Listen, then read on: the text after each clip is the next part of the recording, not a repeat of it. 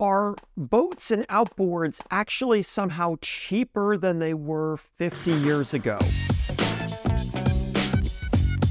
I'm going to dig into that in this video because when I've made a lot of other videos talking about the cheapest new boats, the cheapest new outboard motors, there's a lot of people who will comment on there saying that they're very expensive and they don't like how expensive everything was, and their father bought a boat for $200 brand new in the Sears catalog in the 1970s. And I hear that all the time.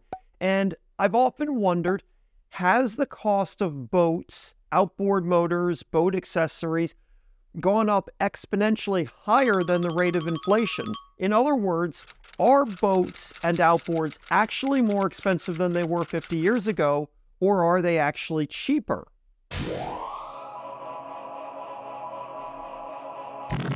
A lot has changed in 50 years. For example, when people bought small boats 50 years ago, they went to the Sears catalog. That would be where they might buy a small boat, an outboard motor, and get all outfitted for boating. And nowadays, we go to much different places. But in the 1970s, that's how a lot of people did their shopping for things like small 12-foot boats. So I went into the catalog and I took a look at some prices of things. And then we're going to look at some of the costs that those things would be in 2023 dollars and whether or not new products are higher or lower than that. Don't worry, we're going to go pretty quickly through this. The cumulative rate of inflation from 1973 to 2023 is 593%. So what that means is that an item purchased for $1 in 1973 would cost $6.93 today. Okay, so let's take a look at some of these things from the 1973 Sears catalog.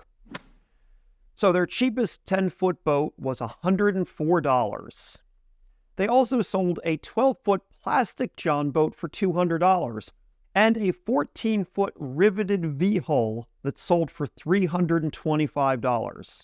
So let's take our 1973 prices and add in that 593% cumulative rate of inflation, and here's what those 1973 prices look like today.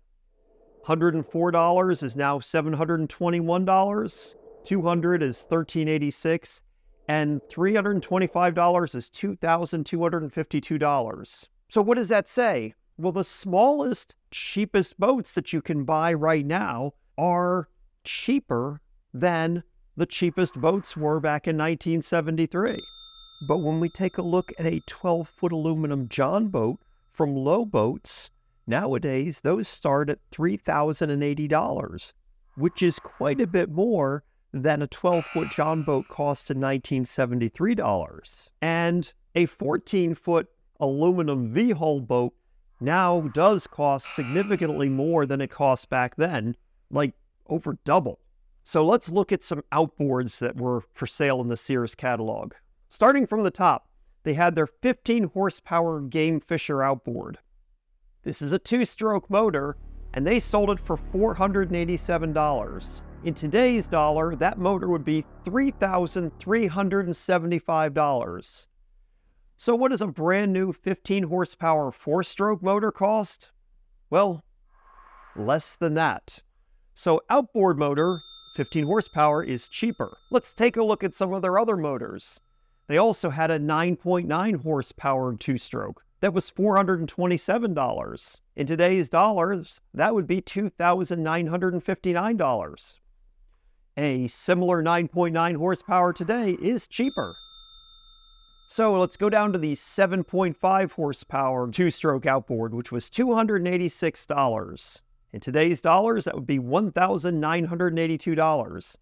If you look at similar-ish horsepower rating 4-stroke outboards, the prices are actually kind of similar because a 4-stroke outboards are 8 horsepower. They're no longer doing 7.5. Let's go down to the 3 horsepower 2-stroke. They offered this little motor for $103. Seems like a bargain, right? In today's dollars, that would be $714. Our new 2.5 and 3.5 4-stroke outboards cost more than that. It's interesting because it's actually the opposite of the boats. The larger horsepower motors are cheaper now, and the smaller horsepower motors are more expensive. You look at the electric trolling motors they offered back then. They only had like a few here in the catalog.